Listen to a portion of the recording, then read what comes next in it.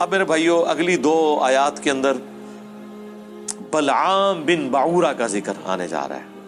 ہاں، علماء کے فضائل بیان ہونے لگے ہیں، لیکن علماء سو کے کہتے ہیں کبھی کبھی علماء کے فضائل بھی بیان کر کریں. دیکھیں یہ اب قرآن میں جب آئیں گے تو ہم بیان کریں گے.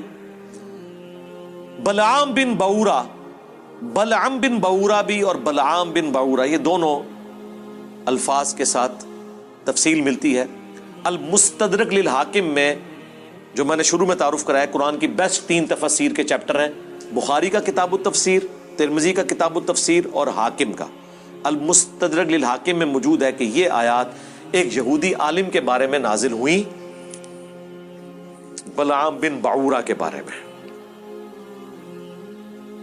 بڑا نیکوکار تھا اور صاحب کرامت تھا، آج کے دور میں سمجھ لیں علماء حقہ میں شامل تھا. علماء حقہ، اہل سنت والجماعت.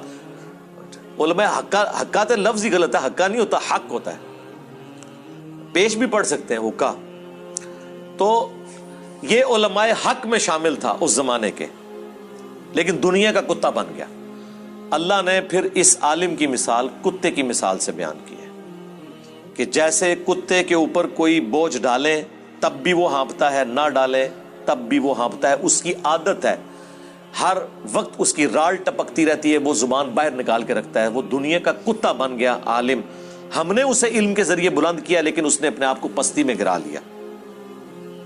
موسیٰ علیہ السلام کا دشمن بن گیا. اللہ نے اس کی مثال کتے کی بیان کی. اور نبی علیہ السلام کی حدیث ہے ابو داؤد میں، ترمذی میں، کہ میری امت میں ایسے گروہ پیدا ہوں گے جن میں بدعات ایسے سرایت کر جائیں گی جیسے ہلکا کتا کسی کو کاٹ جائے، اس کے ایک ایک ریشے میں اس کا حلق پہنچ جاتا ہے. تو نبی صلی اللہ علیہ وآلہ وسلم نے اس امت میں ایسے فرقوں کا ذکر کیا جن کی ایک ایک رگ و ریشے میں بدعت گھس جائے گی، جیسے کتے کے کاٹنے سے حلق کود جاتا ہے. کتے کے کاٹنے کا کوئی علاج نہیں ہے، وہ ویکسین بھی اس وقت تک ہے جب تک کہ وہ وائرس ریڑھ کی ہڈی تک نہ پہنچے، ادروائز لا علاج ہے آج کے دن تک. تو اس پہ ہم نے عرض کیا تھا کہ وہ کون سا کتا ہے جو کسی کو کاٹ جائے اور اس کے اندر بدعات راسخ ہو جاتی ہیں. علماء، ظاہر ہے کہ کسی طبقے میں دین کے نام کے اوپر برائی کوئی کھلاڑی تو داخل نہیں کرتا، دین کا کسٹوڈین نہیں داخل کرتا. تو حدیث میں بھی کتے کی مثال اور ان آیات کے اندر بھی کتے کی مثال اللہ تعالیٰ نے بیان کی ہے بلعام بن بعورہ کے بارے میں. وَاتْلُ عَلَيْهِمْ نَبَأَ الَّذِي آتَيْنَاهُ آيَاتِنَا، ان کو پڑھ کر سنائیے اس شخص کا حال جسے ہم نے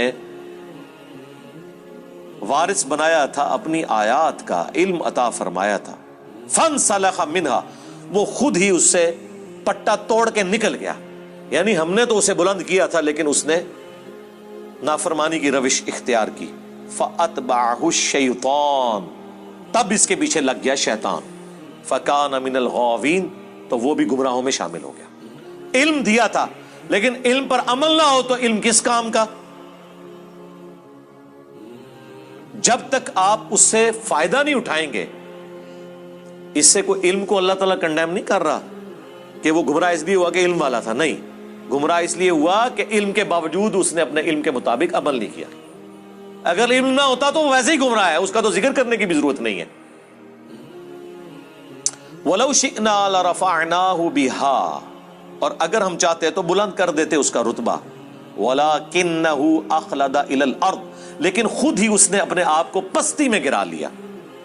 وَاتْبَعَ هَوَاهُ، اور اپنے خواہشات نفسانی کے پیچھے وہ لگ گیا. فَمَثَلُهُ كَمَثَلِ الْكَلْبِ، تو اب اس کی مثال ایک کتے کی سی ہے. إِن تَحْمِلْ عَلَيْهِ يَلْهَثْ،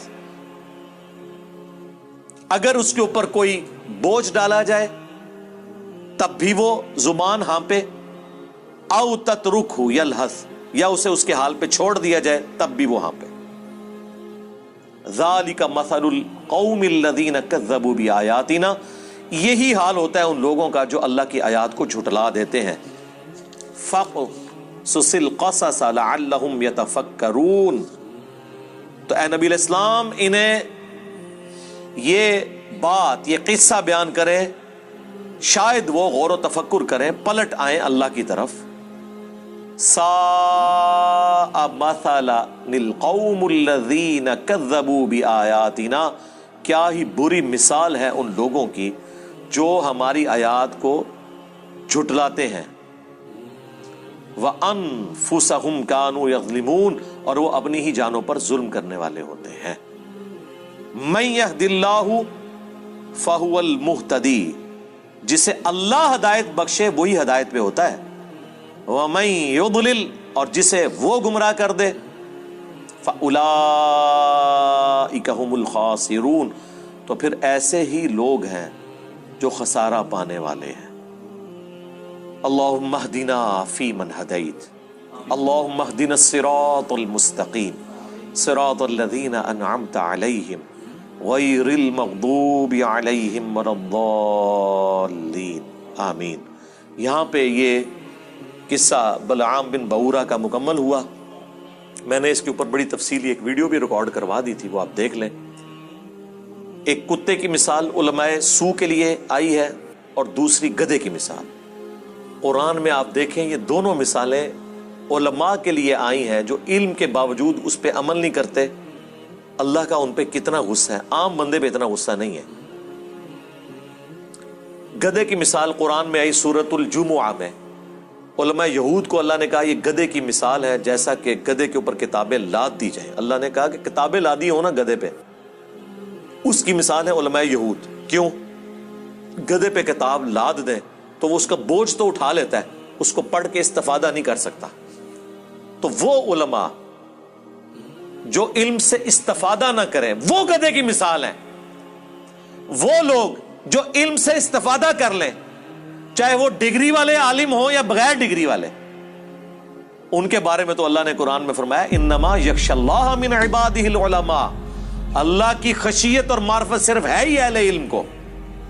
ان کے بارے میں تو اللہ تعالیٰ نے فرمایا قل هل يستوي الذين يعلمون والذين لا يعلمون انما يتذكر اولو الالباب. اے نبی تم فرماؤ بھلا علم والے اور بغیر علم والے برابر ہو سکتے؟ نصیحت تو نہیں حاصل کرتے مگر عقل والے. ان کی تو تعریفیں اللہ نے کی ہیں، لیکن ان کو گدھا کہا کیونکہ گدھا استفادہ نہیں کر سکتا. لہٰذا وہ علماء جن کے شوکیسوں میں کتابیں رکھی ہوئی ہیں استفادہ نہیں کرتے تو وہ گدھے کی مثال ہے. علماء یہود کو پتا تھا کہ یہ وہی آخری پیغمبر ہیں، نبی امی. ان کی کتابوں میں پروفیسیز موجود تھیں لیکن انہوں نے نبی الاسلام کو نہیں پہچانا. آج بھی وہ علماء جو قرآن و سنت کو اپنے شوکیسوں میں سجاتے ہیں اور روب ڈالتے ہیں وہ لمبی لمبی کتابیں درسی نکال کے، عمل کوئی نہیں کر رہے، وہ گدھے کی مثال ہیں. اور جو اللہ کے نبی کی بات پہنچاتا ہے بھولی بالی امت تک، اسے کہتے ہیں وہ جی گدھے پہ بھی کتابیں لاد دی جائیں تو وہ کوئی عالم نہیں بن جاتا. انجینئر صاحب کتابیں رکھ کے تو کوئی عالم نہیں بنتا. سرکار یہ تو آپ کی مثال ہے. انجینئر صاحب تو کھول کھول کے اس میں سے بتا رہے ہیں. جو استفادہ نہ کرے وہ گدھا ہوتا ہے، جو استفادہ کر لے اس کی تو تعریف ہے.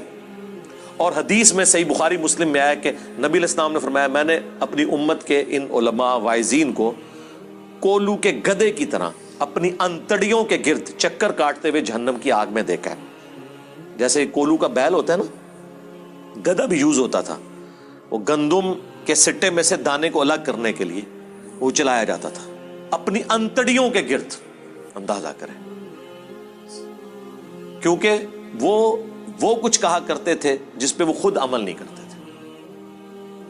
اور پریکٹیکلی علماء سو کا یہی حال ہے کہ وہ یہی کچھ کرتے ہیں. سارے کا سارا فتنہ علماء سو کا ہے. علماء سو کا فتنہ اتنا بڑا ہے کہ وقت کا پیغمبر بھی ہونا یہ اسے بھی کامیاب نہیں ہونے دیتے، آخری درجے تک کوشش کرتے ہیں.